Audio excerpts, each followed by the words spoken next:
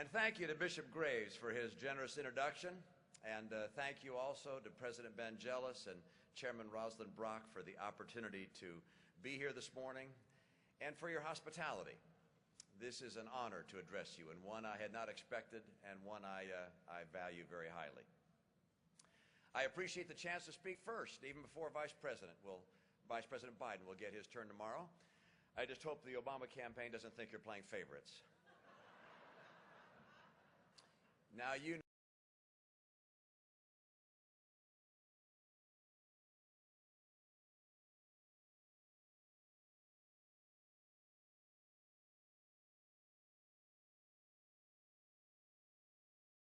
Republicans. You have to make your case to every single voter. We don't count anybody out, and we sure don't make a habit of presuming anyone's support. Support is asked for and earned, and that's why I'm here today. Now, with 90% of African Americans who typically vote for Democrats, you may wonder, or some may wonder, why a Republican would bother to campaign in the African American community and to address the NAACP.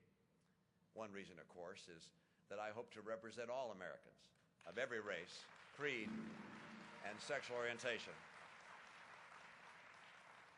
from the poorest to the richest and everyone in between. But there's another reason. I believe that if you understood who I truly am in my heart, and if it were possible to fully communicate what I believe is in the real, enduring best interest of African American families, you would vote for me for president. Now, I want you to know that if I did not believe that my policies and my leadership would help families of color and families of any color more than the policies and leadership of President Obama, I wouldn't be running for president. Now, of course, you know the opposition charges that I and people in my party are running for office to help the rich. Nonsense. The rich will do just fine whether I'm elected or not.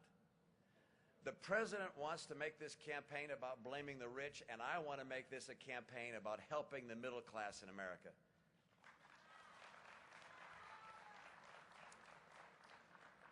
I'm running for president because I know that my policies and vision will help millions of middle-class Americans of all races, will lift people from poverty, and will help prevent people from becoming poor in the first place. My campaign is about helping the people who need help. The course the president has set won't do that. My course will. Now, when President Obama called to congratulate me on becoming the Presumptive Republican nominee, a gracious call, he said that, quote, he looked forward to an important and healthy debate about America's future. To date, I'm afraid that his campaign has taken a different course than that. But in campaigns at their best, voters can expect a clear choice, and candidates can expect a fair hearing, only more so from a venerable organization like this one.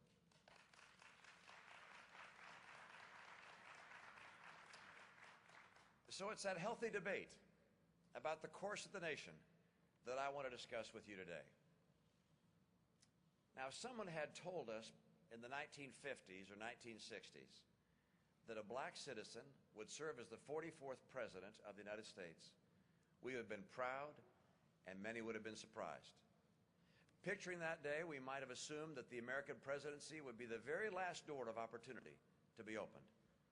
Before that came to pass, every other barrier on the path to equal opportunity would surely have had to come down.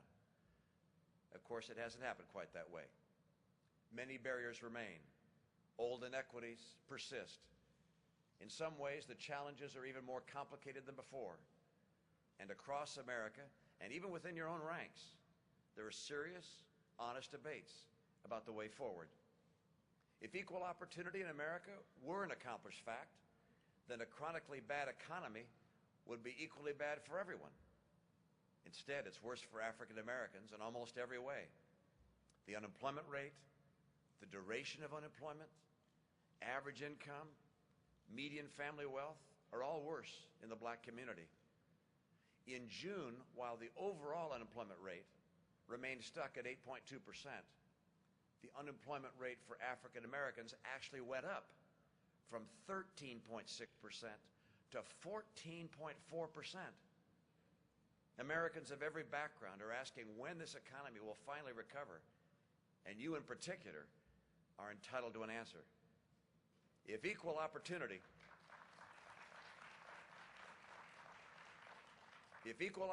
in America were an accomplished fact, black families could send their sons and daughters to public schools that truly offer the hope of a better life. Instead, for generations, the African American community has been waiting and waiting for that promise to be kept. Today, black children are 17% of students nationwide, but they are 42% of the students in our worst performing schools. Our society sends them into mediocre schools that expects them to perform with excellence, and that's simply not fair. Frederick Douglass observed, and I quote, "It's easier to build strong children than to repair broken men."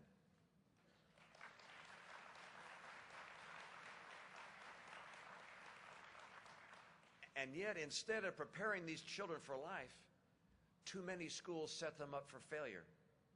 Everyone in this room knows that we owe them better than that. The path of inequality often leads to lost opportunity. College, graduate school, and first jobs should be the milestones, marking the passage from childhood to adulthood. But for too many disadvantaged young people, these goals seem unattainable, and their lives take a tragic turn. Many live in neighborhoods filled with violence and fears and empty of opportunity. Their impatience for change is understandable. They're entitled to feel that life in America should be better than this. They're told even now to wait for improvements in our economy and in our schools. But it seems to me that these Americans have waited long enough.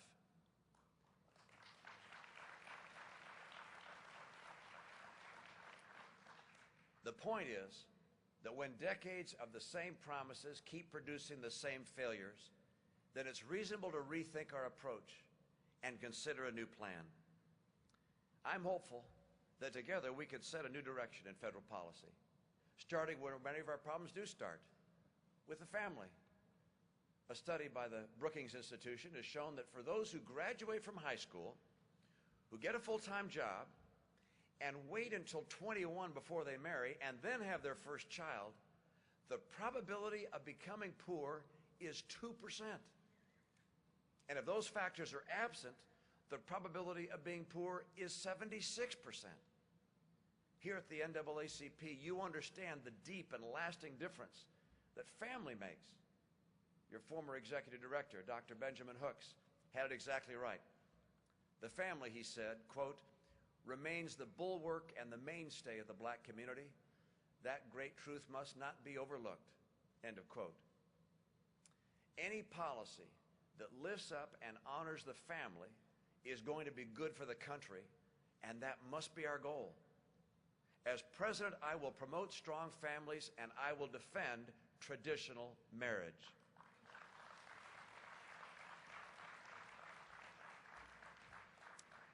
Now, as you may have heard from my opponent, I'm also a believer in the free enterprise system. I believe it can bring change where so many well-meaning government programs have failed.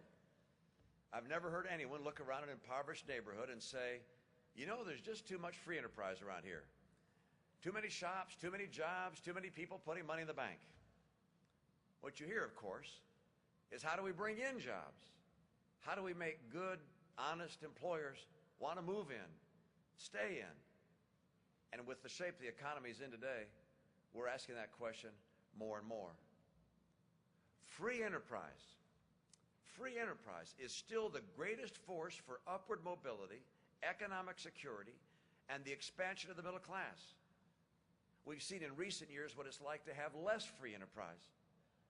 As president, I'll show the good things that can happen when we have more free enterprise, more business activity, more jobs, more opportunity, more paychecks, more savings accounts. On day one, I'll begin turning this economy around with a plan for the middle class. And I don't just mean for those who are middle class now. I also mean for those who've waited so long for their chance to join the middle class.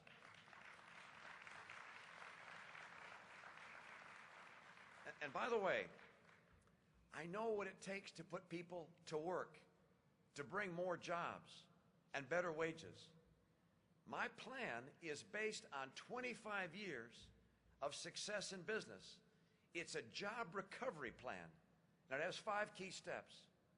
First, I'm going to take full advantage of our energy resources, and I'll improve the Keystone Pipeline from Canada. Low-cost, plentiful coal, natural gas, oil, and renewables will bring over 1 million manufacturing jobs back to the United States.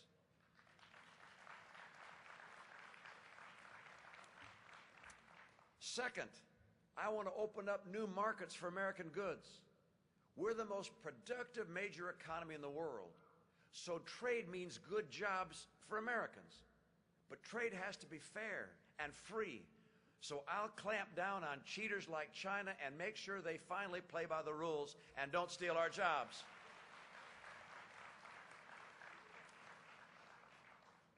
And third, I'm going to reduce government spending.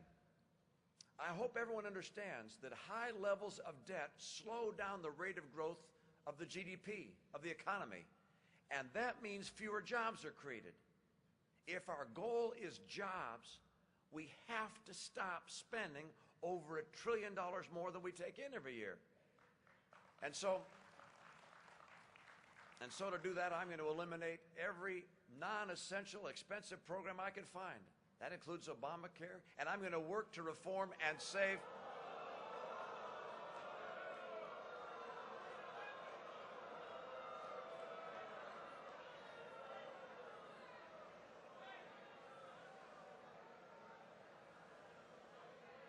You know, there was a survey of the Chamber of Commerce.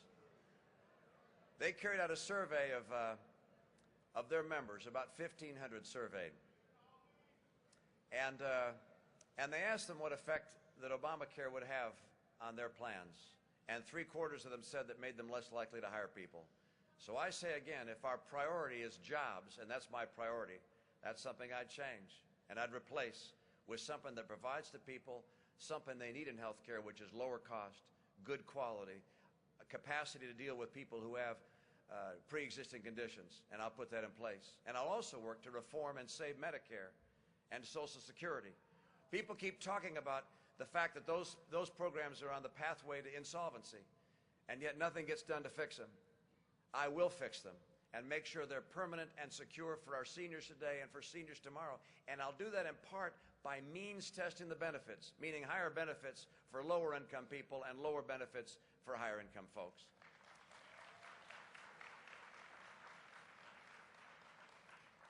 Fourth, I'm going to focus on nurturing and developing the skilled workers that our economy so desperately needs today and the future demands. This is the human capital with which tomorrow's bright future can be built. And by the way, too many homes and too many schools are failing to provide our children with the skills and education that are essential for anything other than a minimum wage job.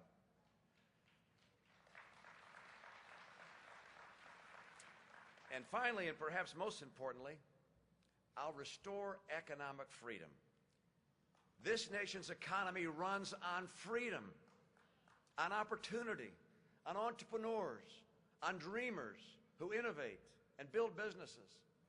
These entrepreneurs are being crushed by high taxation, unnecessary burdensome regulation, hostile regulators, excessive health care costs, and destructive labor policies. I will go to work to make America the best place in the world for innovators, for entrepreneurs, and for businesses large and small. Do these 5 things. Open up energy, expand trade, cut the growth of government, focus on better educating tomorrow's workers today, and restore economic freedom, and jobs will come back to America, and wages will rise again. We have got to do it. And I know the president will say he's going to do those things, but he has not, he will not, he cannot, and his last 4 years in the White House prove it definitively. If I'm president, job one for me will be creating jobs. Let me say that again. My agenda is not to put in place a series of policies that get me a lot of attention and applause. My policy will be, number one, create jobs for the American people. I do not have a hidden agenda. And I submit to you this: if you want a president who will make things better in the African American community, you are looking at him. You take a look. Finally, I will address the institutionalized inequality in our education system. And I know something about this from my time as governor. In the years before I took office, our state's leaders had come together to pass bipartisan measures that were making a difference. In reading and in math, our students were already among the best in the nation. And during my term, they took over the top spot. Those results revealed what good teachers can do if the system will only let them. The problem was, this success wasn't shared. A significant achievement gap between students of different races remained. So we set out to do our best to close it. I urged faster interventions in failing schools and the funding to go along with it. I promoted math and science excellence in schools and proposed paying bonuses to our best teachers. I refused to weaken testing standards and instead raise them. To graduate from high school in Massachusetts, students now had to pass an exam in math and English, and I added a science requirement as well. And I put in place a merit scholarship for all those students who excelled. The top 25% of students in each high school in Massachusetts were awarded a John and Abigail Adams Scholarship, 4 years, tuition-free at any Massachusetts public institution of higher learning.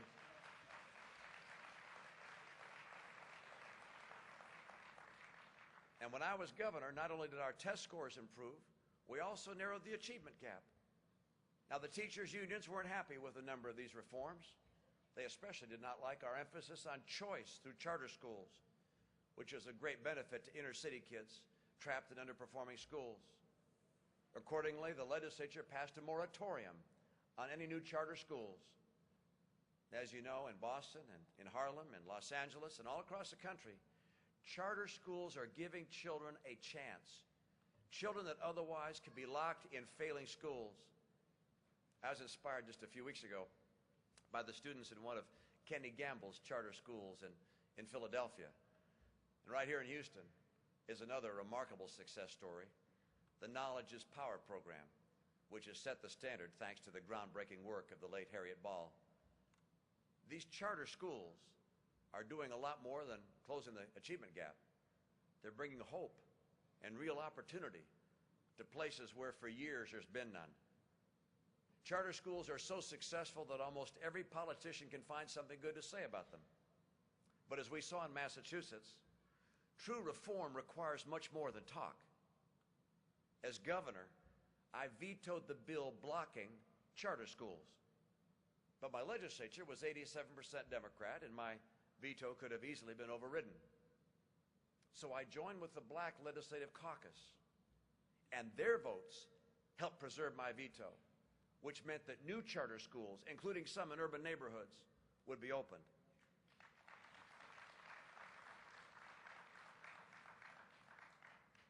When it comes to education reform, candidates can't have it both ways.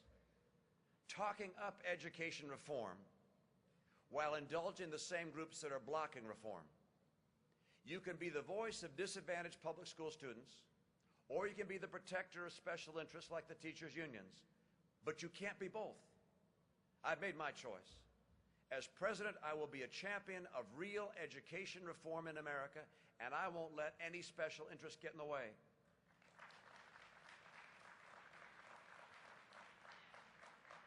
I will give the parents of every low-income and special needs student the chance to choose where their child goes to school. For the first time in history, if I'm president, federal education funds will be linked to a student so that parents can send their child to any public or charter school they choose. And I'll make that a true choice because I'm going to ensure there are good options available for every child. And should I be elected president, I'll lead as I did when I was governor. I'm pleased today to be joined by the Reverend Jeffrey Brown, who was a member of my kitchen cabinet in Massachusetts. That cabinet helped guide my policy and actions that affected the African American community in particular. I'll look for support wherever there's goodwill and shared conviction. And I'll work with you to help our children attend better schools and help our economy create good jobs with better wages. I can't promise you that I'll agree on every issue, but I do promise that your hospitality to me today will be returned. We will know one another.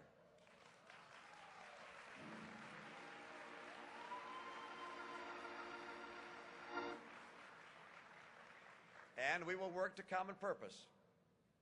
I will seek your counsel. And if I'm elected president and you invite me to next year's convention, I would count it as a privilege. And my answer will be yes.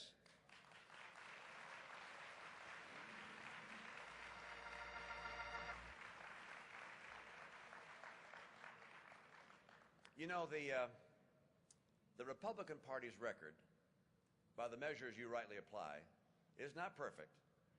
Any party that claims a perfect record doesn't know history the way you know it.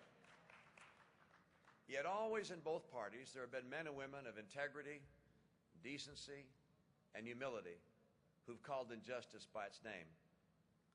For every one of us, a particular person comes to mind, someone who set a standard of conduct and made us better by their example. For me, that man is my father, George Romney.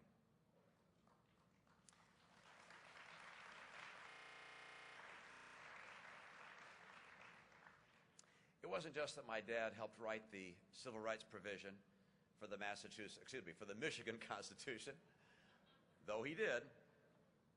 It wasn't just that he helped create Michigan's first Civil Rights Commission, or that as governor he marched for civil rights on the streets in Detroit, though he did those things too.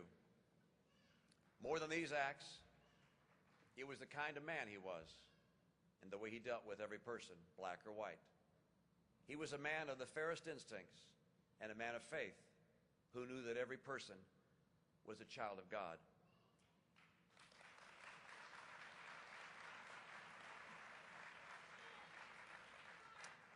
I'm grateful to him for so many things, and above all, for the knowledge of God, whose ways are not always our ways, but whose justice is certain and whose mercy endures forever.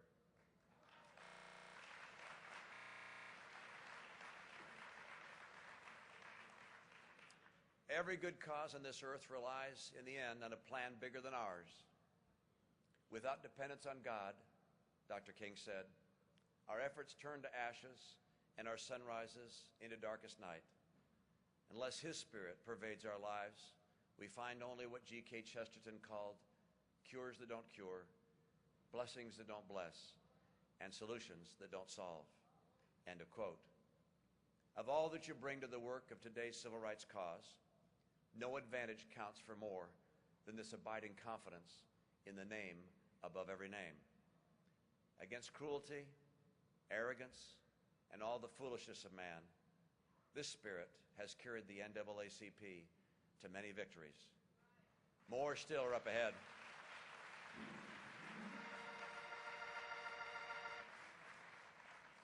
So many victories are ahead, and with each one of them, we will be a better nation. Thank you so much, and God bless every one of you. Thank you.